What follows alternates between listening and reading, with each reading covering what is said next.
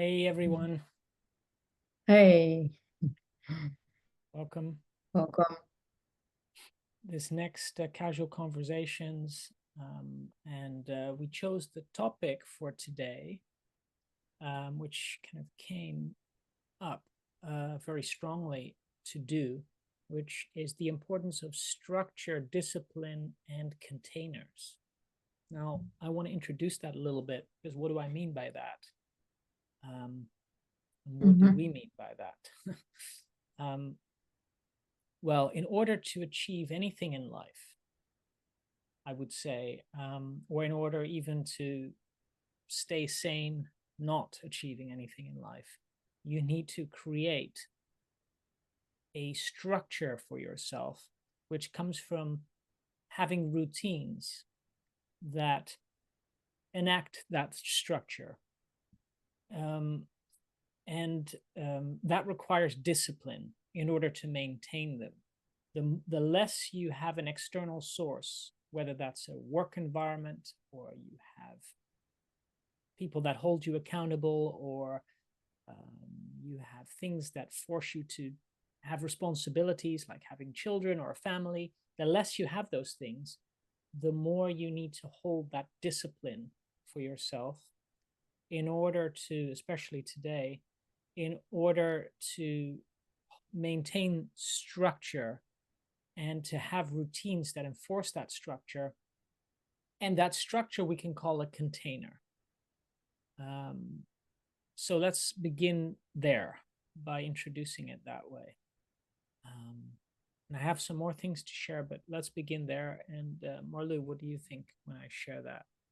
What comes up for Hmm. you to say? What do you know or have experienced around that topic in our conversations and in your own life?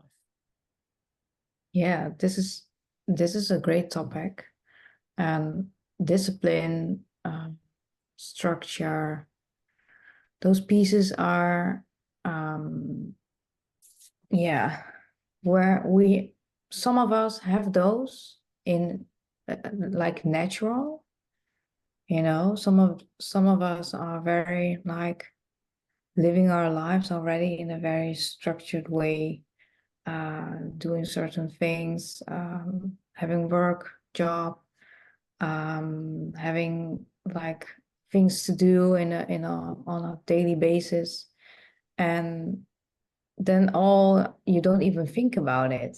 For some of us, it's like there's some kind of flow in structure and discipline, Mhm.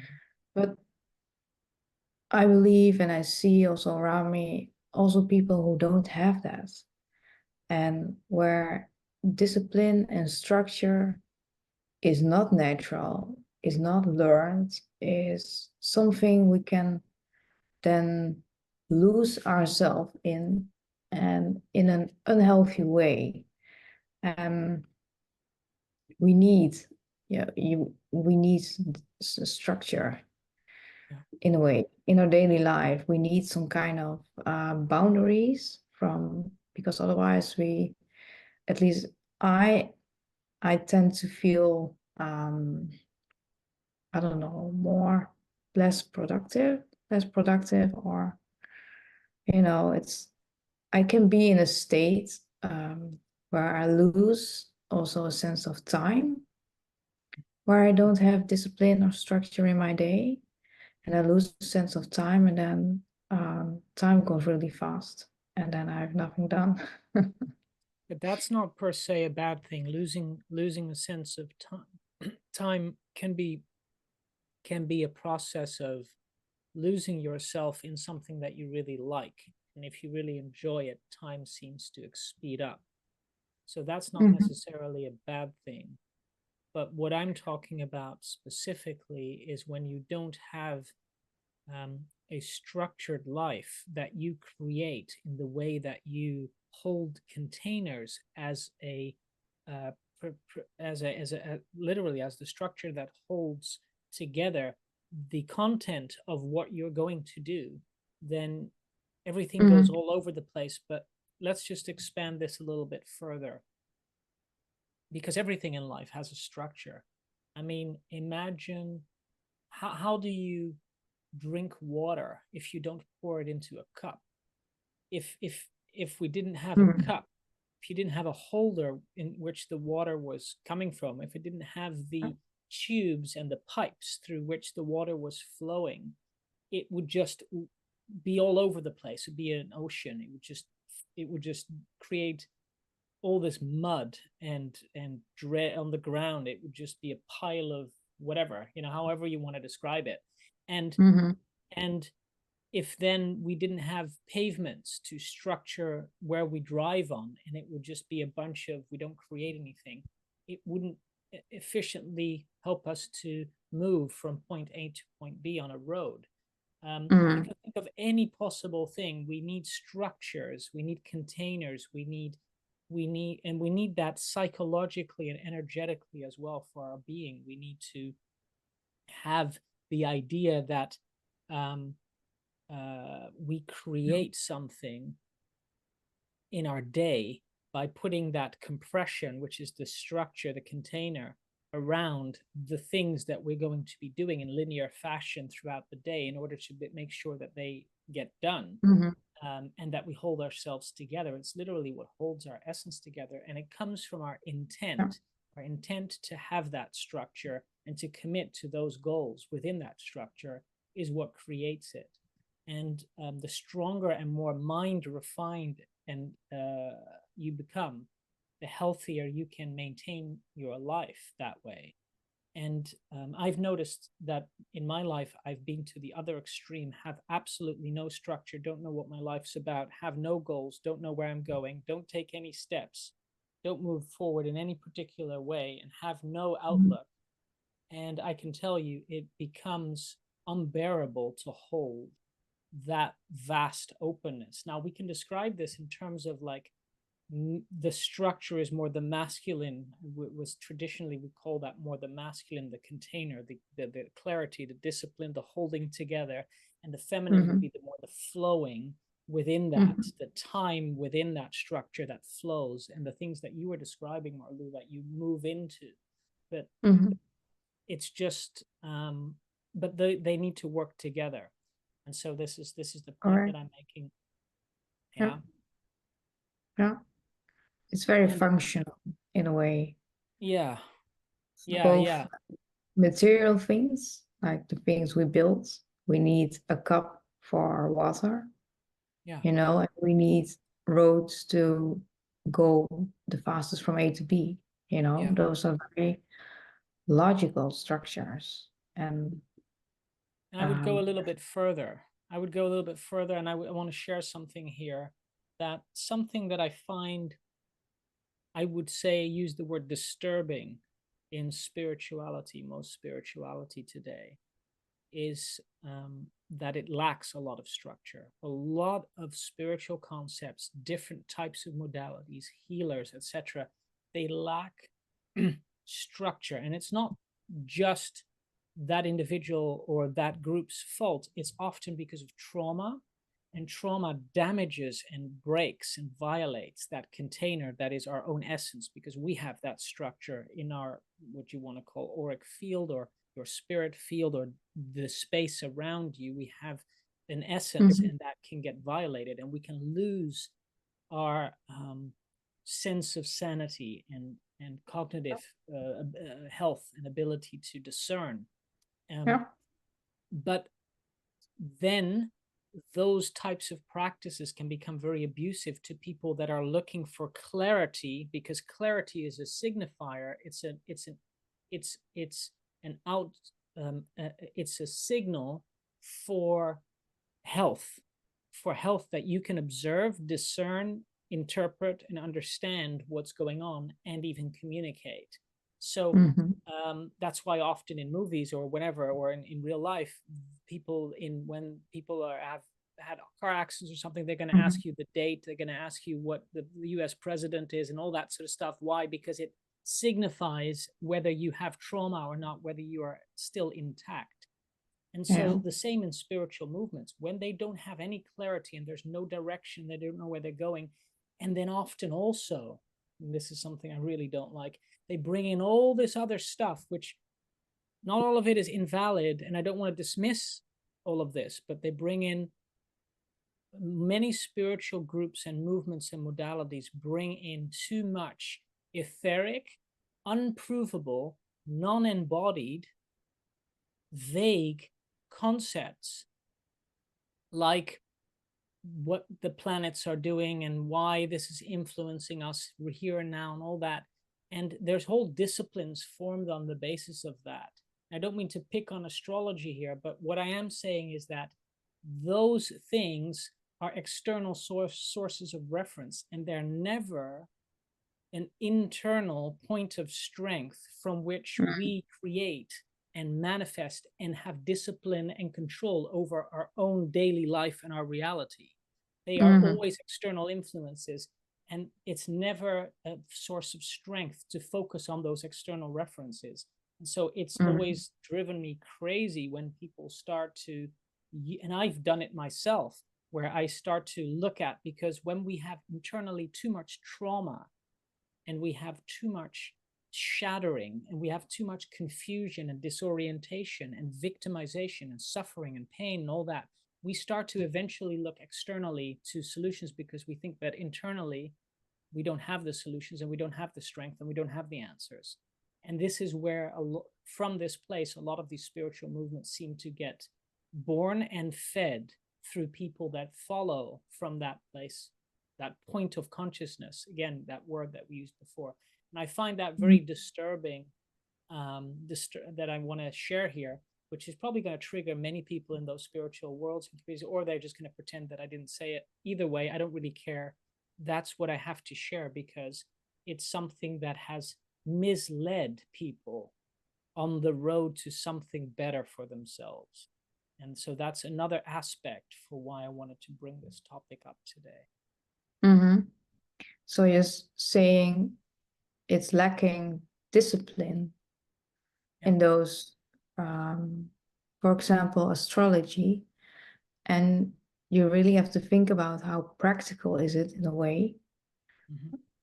Can you use astrology to, I don't know, go to work or something, or navigate which roads you want to take? You don't use that in a way. So you have to really think about, how do I use it? And what came up also for me while you're talking was around boundaries. And when you don't have good boundaries, a boundary is a structure also. It's actually something that A is very sense of self and a sense of, this is me and this is what I know, what is healthy for me. And then, this is my boundary whenever, well, to be in the world very healthy. And then, so that is also a structure. And I think you need, but those structures, if those are gone, then you're talking about the spiritual things that you can get into. And then when you don't even have discipline, it's easy to like get lost in those kind of realms. It's a bit like that. And well, there's another aspect here that I want to bring in. People tend to not only lose themselves, but also tend to get addicted to the information that becomes supernatural. So it becomes this place of, I'm addicted to either conspiracies or information that becomes like larger than life, like this information of like, the aliens are going to come in and rescue us, or these big events are going to happen soon, and they're going to change all of life, and we're going to all awaken and we're going to become finally a better humanity, or these stories that have to sort of perpetuate themselves in order to make people feel like they have belonging and they can still continue their search for something, whatever that is. And again, I don't want to dismiss all of that and make those people wrong, but I do want to state that, is that a healthy, sane, normal human daily life perspective that you can live your life by? Or is it, and for some people this may serve them because they may be very interested in constantly being in that zone of that sort of that extreme sort of feminine openness of trying to Mm. continuously search for those creative endeavors and feelings based stories and romanticized versions of life. But if I were to just own it back to me as a man in my masculine system, it drives me absolutely crazy because it's never ending. It doesn't bring you anywhere. It doesn't give you any direction. It doesn't create any Yeah, solution for my life. It doesn't help me out in any way. And yeah, it's a never ending story. And this is something that is going to resonate for many of you. And then you have to ask yourself, are those modalities or are those belief systems, are they serving you or not? And then you have to apply what Marlou just said, which is a boundary, which is to say no and say, I cut this off and I cut this person out of, or this healer out of my life, or this practitioner, or this person that espouses that material. And then I have to decide whether because that is part of taking back your strength, especially if you've been traumatized in the area, which you can speak more about probably as well, Marlou, but traumatized in the area of not being able to say no because you have been conditioned, and especially women have this very much in their feminine essence, men that carry that too through their feminine essence, but this conditioning to always have to say yes or go along with something or always agree with something, always being agreeable and being nice, and never really hone in on the ability to say and discern and say, this is my boundary, which is creating that structure again, which is saying my determination of my reality in this bubble is what matters. And take your power back literally by doing that, and then making decisions to fill in your own identity space with your own actions and your own decisions, whatever they are. They may be tiny, which they were for me for a long time and still are tiny decisions, but they are nevertheless decisions based on what I feel and not based on what somebody else says that they should be, right? mm. I think it's very important to um, include the importance of taking on different angles around things. And that might give, that might help you build a structure from whether you can decide if something is healthy to go forward with or not, you know? Mm-hmm. When you're looking into astrology or whatever, um, can you find different angles on a topic, you know, or a healer or a modality? Can you find different angles, perspectives that bring in other ways of looking at things that protect your saneness in a way, you know, Mm-hmm. or keeps you more grounded, because you cannot often, you can stare yourself blind on I'm going to follow this thing, this person, this piece of knowledge, and then lose yourself in it. But Mm-hmm. find different angles. That's a big thing, and Mm-hmm. it creates also a bit more structure where you can stand on, you know, for yourself. And Mm-hmm. um, if different angles suit what you're looking for, then it's good. But you know, if you find something is wobbly there, then get out of there. Yeah, yeah, yeah. There's another piece to this. That's an important tip. I agree with that, Marlu. What you're also saying is the idea to create to have things serve you through, or modalities or whatever it is, but to have it serve you through, if it provides you with different perspectives and something concrete that you can stand on, or that you can build, you can, like a foundation.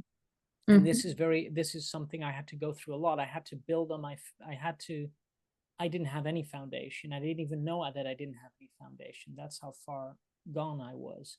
And I had to take years of spending time even learning about what it is to have a foundation in order to even begin building it, and let alone Mhm. having it. So it just, it's crazy making how hard life is without having that psychological and physical and financial foundation in life. So that's been my biggest teacher. The whole survival paradigm came into that, and that was already something that makes it harder then to learn where to discern your own, or in my case, my own boundaries, in order to notice what came in to that lack of the foundation, how much of the external environment and the stressors of life came in to my own feelings of myself, and mixed and merged with and entangled and enmeshed with my own feelings, to the point where I didn't even know who I was, and I didn't even know what was mine and what wasn't mine and everything. And it took me years to do that. And I'm still in the process of doing that. But so that's one aspect here.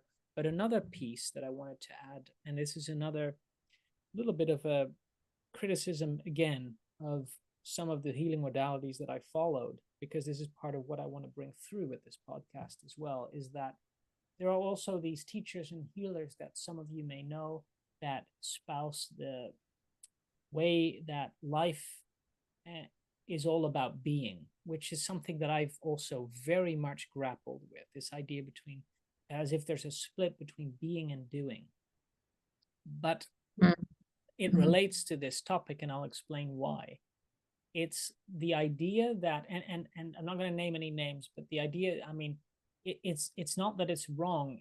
It's actually the ultimate source of truth, I think, is that we are in essence divine beings in a body, that, and it is about being, and there's a much greater truth than what we're living out and we have control over in every moment of the day. So that's true. But again, to think that's what some of these teachers teach us, is that we don't need to do anything because we just need to be in a state of that beingness, and then all the things that we can achieve and do are minor compared to always focusing on being and relating to life from that higher divine, and then being in a space of openness to love and compassion and divine truth and surrender, and that is the absolute priority over anything else. I wish it was that simple, because then I never had to do anything. But it isn't that simple, because in our daily life, like you were saying, Marlu, with the astrology example, it doesn't help you navigate the roads. It doesn't help you or put money on the table, pay your rent, live your life, eat your food. And so the criticism I have of that modality is that when you go into that modality too far, as I've done, because I wanted it to be so true, then it's like this example that I want to share, and I'm trying to find a way of keep this as short as possible, because otherwise I share so much. But it's like, I have a good analogy for this. It's like the saying where music is not the notes. Music is actually the space between the notes. And the notes in that example are, so you can say beingness is the music that is the space between the notes.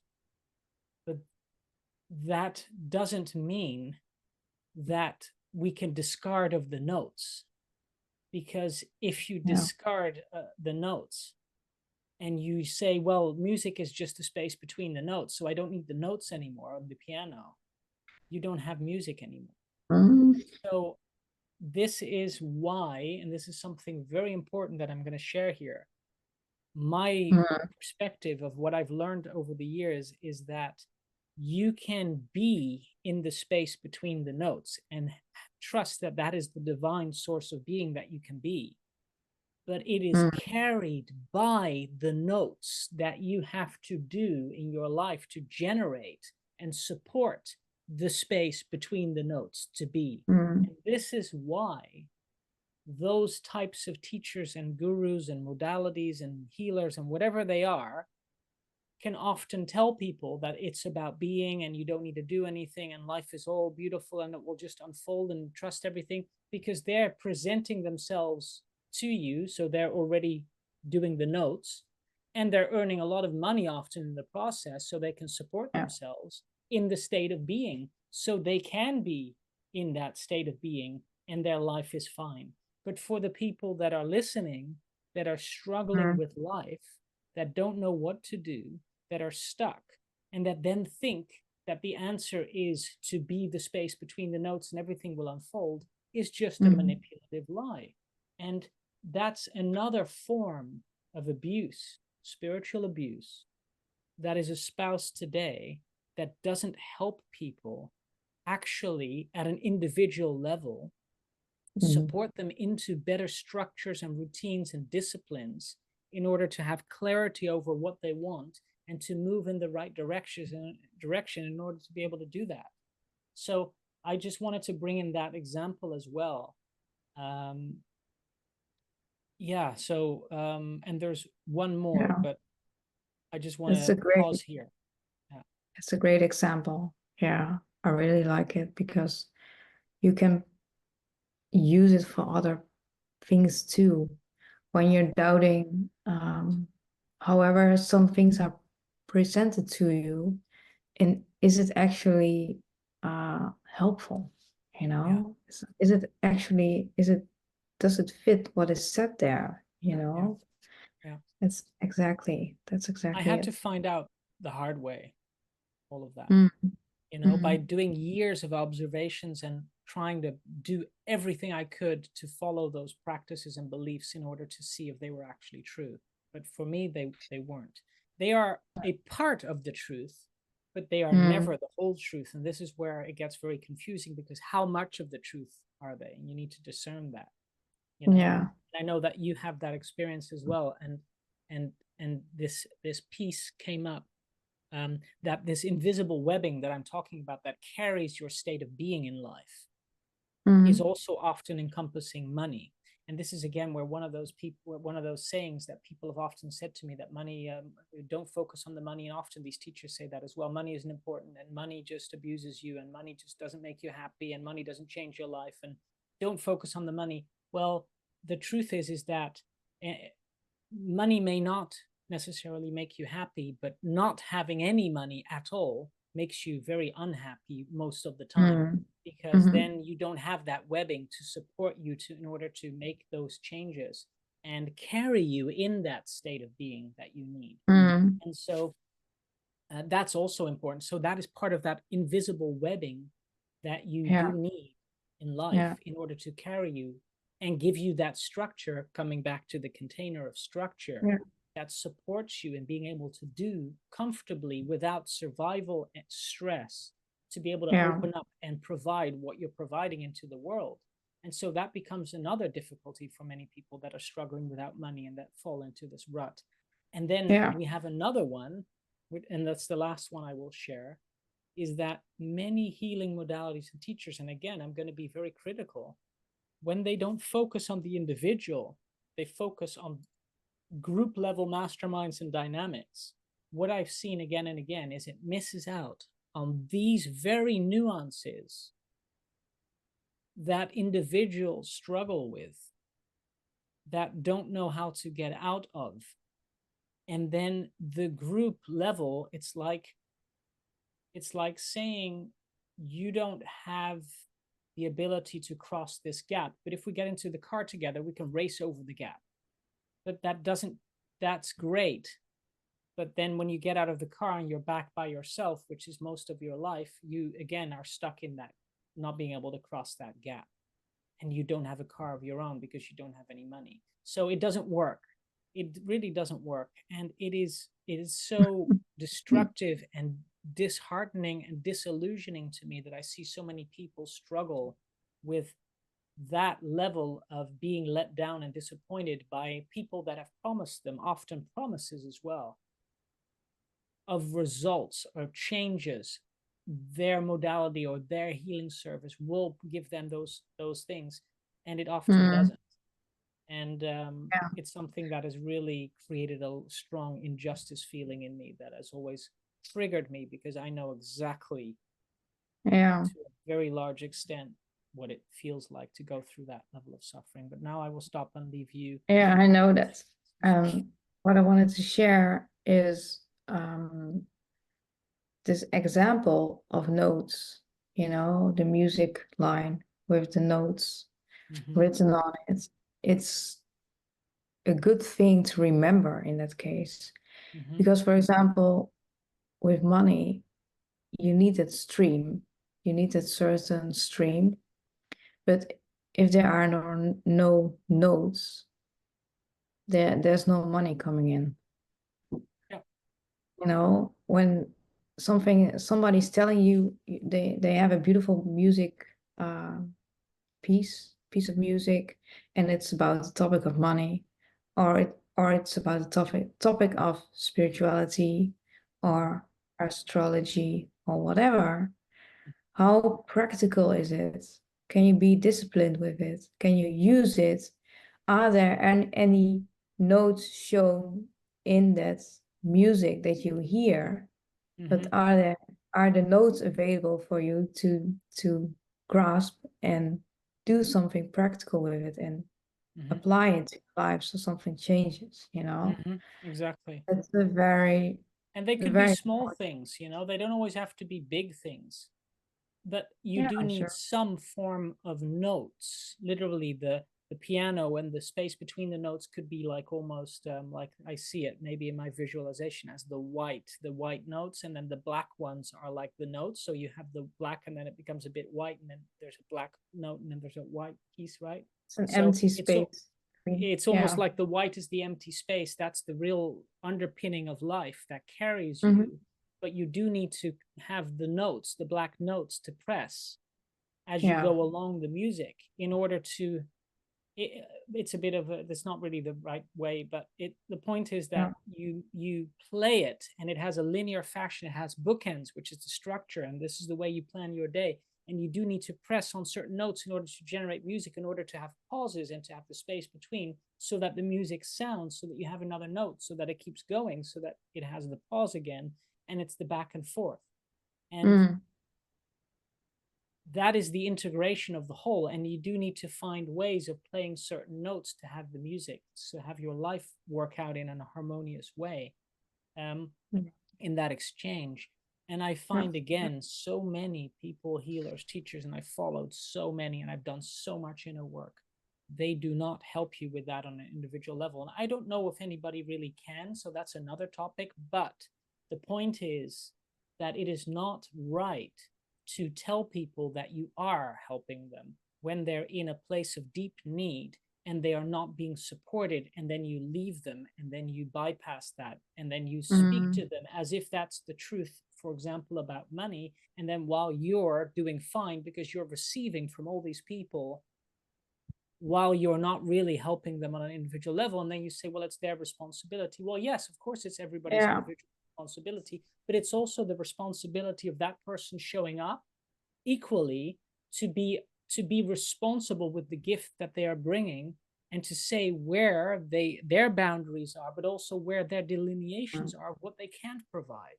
And I see Yeah. that very little in the spiritual world, because it's not regulated, there's no rules, everybody does what they want, everybody does, it's again that unfiltered, everything's possible, manifest everything, and it Yeah. misses that. As you can hear, it It really becomes irks me. tricky. It becomes tricky when you have only one perspective, or someone is saying, "Oh, yeah, this is the solution to all your problems." Oh, that's, yeah, I And know that one as well. That one's and very, then and then you have to you have to be you have to protect yourself in a way, yeah, because I wouldn't buy into that. yeah, You need more perspectives, and you can try out more things, but some people try out a lot of things and they never get there. So that can also be like a, a tough thing, because people sometimes buy courses or do stuff and then they don't bring it into practice. That's yeah, that's then your own. needing to be disciplined to get practical with those notes you're getting. But if you get a music piece and it says this is the only piece you will ever need, you will ever, and it's not working, then Yeah. And it's not, I'm not saying not to do those things, because they offer benefit that you can use.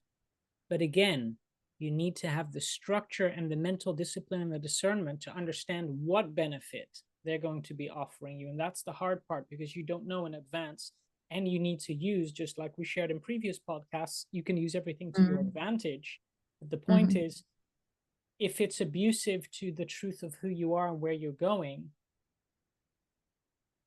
there's very little that you can use to your advantage there, because Mm-hmm. the question may be that the best way forward is to say no and to set a boundary and to create that structure for your own discipline and your own decisions in life.